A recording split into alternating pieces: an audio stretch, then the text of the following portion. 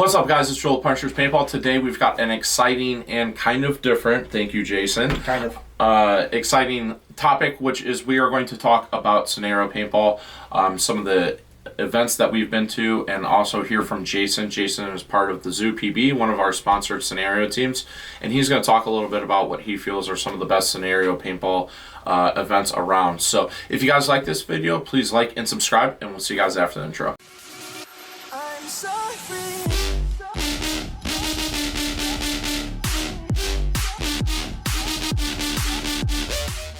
Alright, Jason, so we are here going to talk about quite a few things. I've been with you officially to some scenario events at Hell Survivors up in Michigan.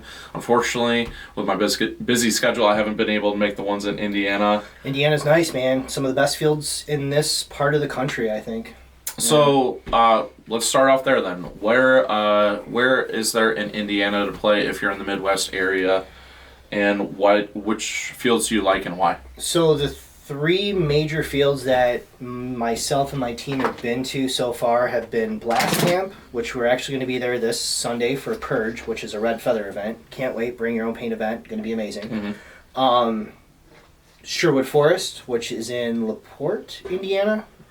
And then Fort Knox, which, truth be told, Fort Knox, out of all three, is probably my favorite field on how it lays out as a scenario field. It literally is like a giant donut. Would be the best way.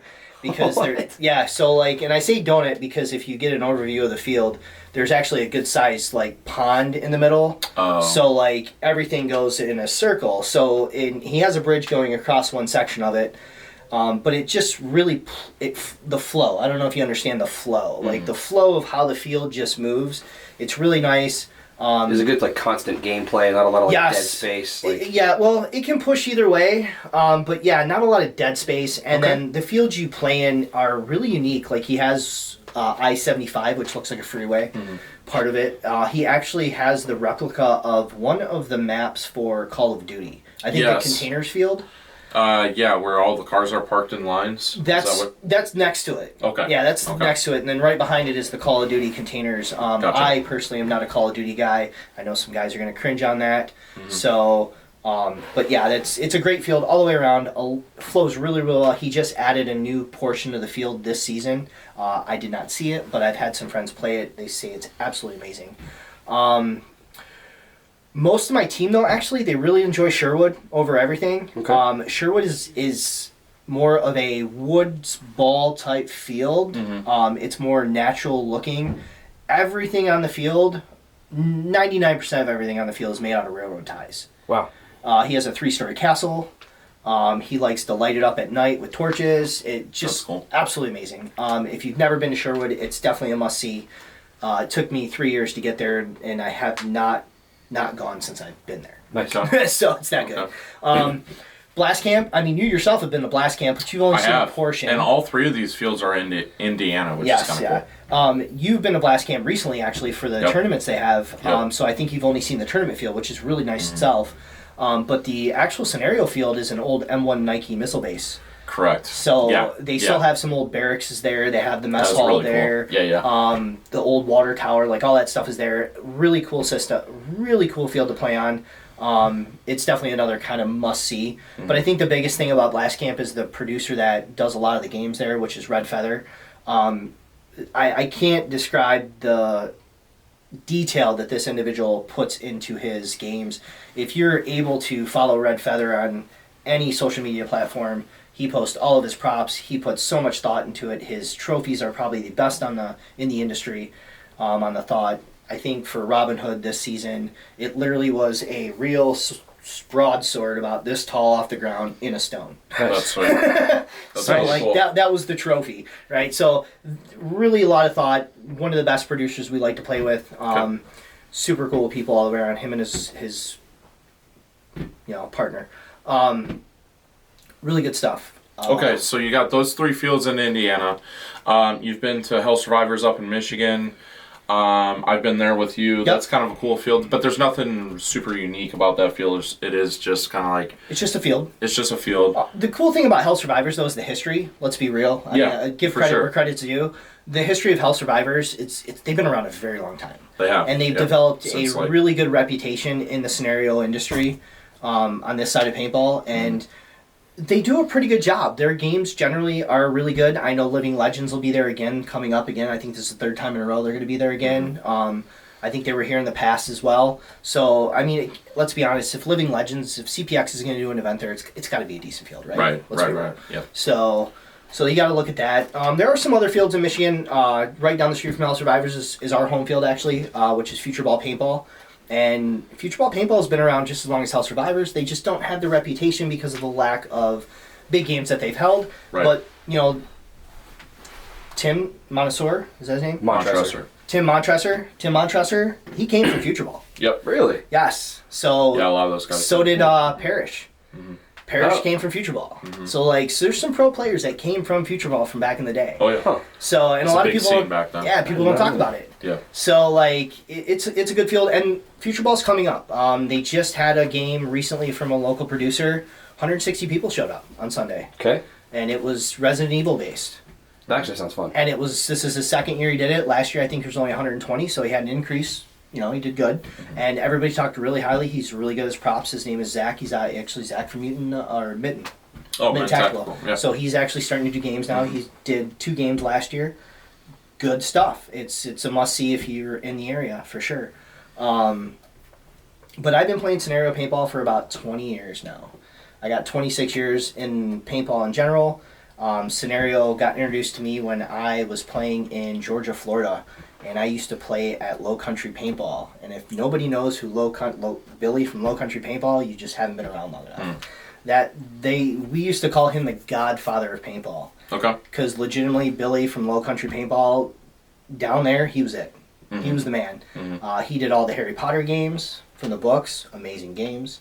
He did all the Assassin's Creed games, I think, at one point. He did Gears of War games. His producer was amazing. His field was amazing. He kept it up. It looked great. All around good stuff. I think I'm pretty sure he's still around. So if you're ever in the southern area, Georgia, go see Low Country Paintball. Check it out. It's worth the look. Same thing with GTF down there as well in Yulee, Florida. And I do believe GTF now is actually hosting the Social Paintball Tournament Series. Okay. And I think he's got 3 or 4 airball fields now with turf. Okay. So speaking on some of these larger games, like if you had to pick out of the games that you've played and out of the games that you'd want to play, where would you? First off, let's start the games that you've played. Which one's your favorite?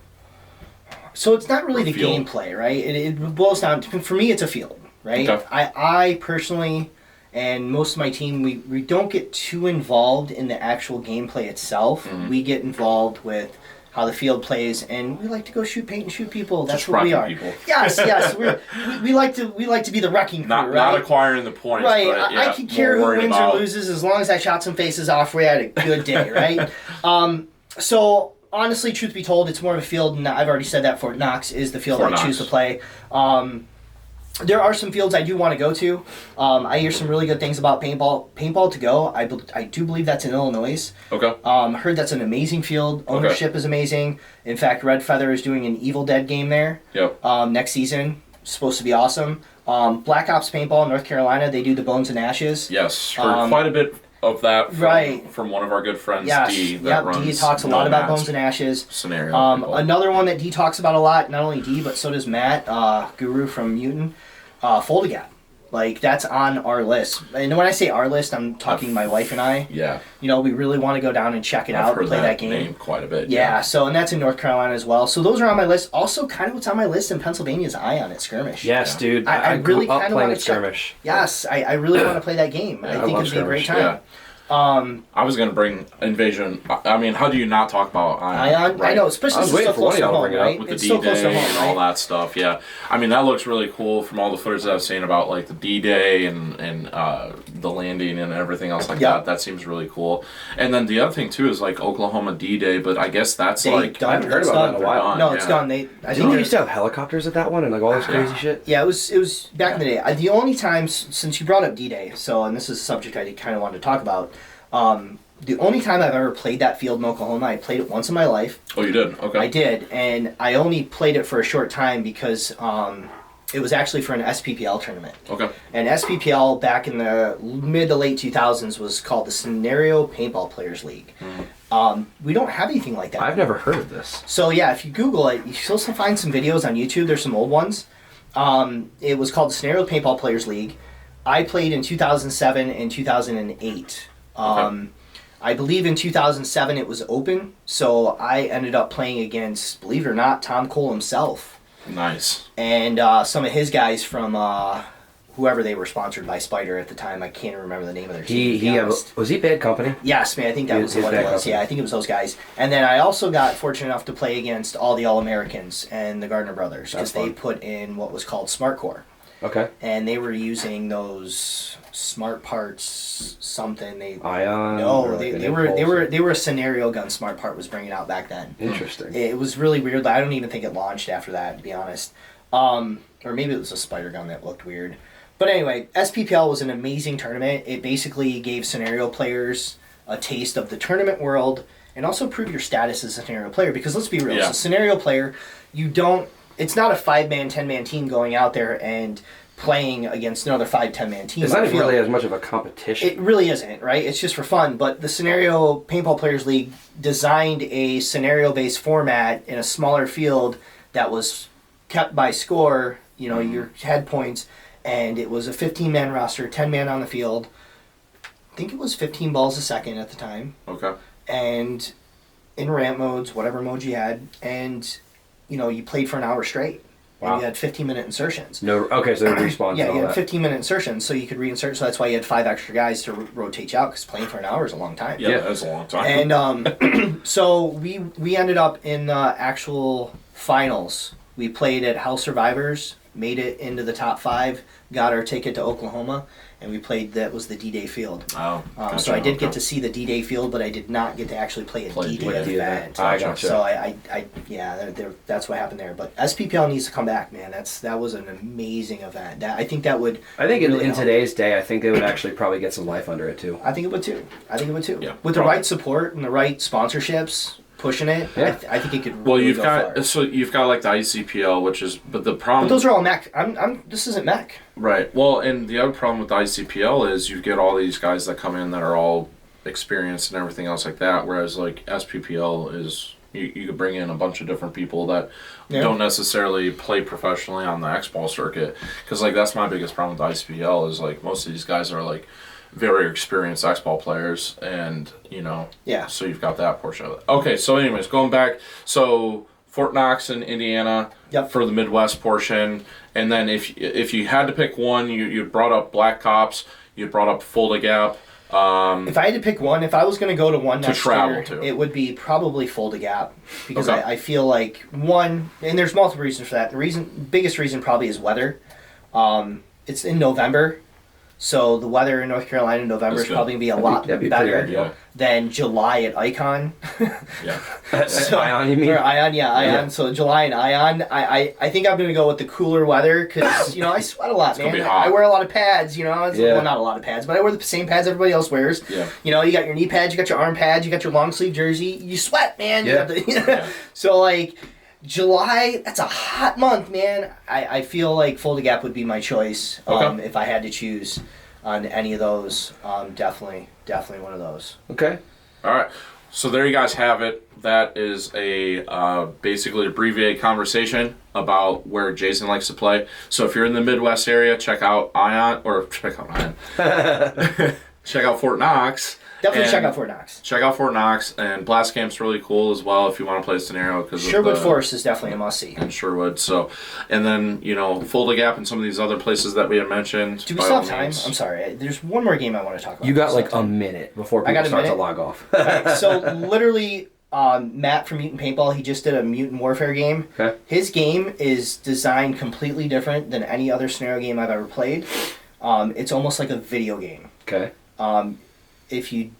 I can't explain it fully, so I think you should get Matt. Okay. And have a might have to get him on the yeah YouTube channel. have to have Matt on this channel talk about his game, because I swear to God I've never played anything like it, and everybody that's talked about it absolutely loved it. And what's the name of that game? It was called Mutant Warfare, and Okay. it just happened at the end of September. Yeah, end of September. Where was it at? Where? It was at Sherwood Forest. Okay, so And he's once doing it again next year at Sherwood Forest. Okay. You guys go. So, and I think it'll be in May, I think. So pretty much if you're somewhere in the Midwest area, Central, you're going to be able to travel to that. Yeah. One last thing. Anything West Coast that honorable mention before we log off? Unfortunately, I've never been that far out west. The furthest I've been Okay. is out in Oklahoma. I couldn't even tell you. I do know Super fair. Game does something out west. I don't know what the field is. Yep. So I would look into that personally. Yep. Somebody that might have that would be D. Like having Yeah. D on doing this. Well, Because I definitely, think D's traveled a little further than I have. Yeah, so So- Dee and I actually did this video as well, and we'll probably have him back on to redo it. But basically, after we logged all the footage, we had like 4 or 5 videos, realized that it was all blurry. So we will have another experienced scenario player on the channel to talk about that, but and maybe he'll have some more insight. But if you guys are on the West Coast and you guys have any input on that, check it out. But if you guys are on the East Coast, check out Fulda Gap, check out Black Ops, check out anything in Indiana, the 3 great fields in Indiana. Some amazing. There's 2 other fields in Indiana. Don't get me wrong. I just haven't really been to them to experience them. So I can't. I don't want to talk about something I haven't experienced. For sure, for sure. Well, thank you, Jason, Absolutely. for being Thank on you. the channel today. And if you guys are somewhere in the Michigan area and looking to get involved in Scenario Paintball, check out the Zoo PB. And we'll see you guys next time.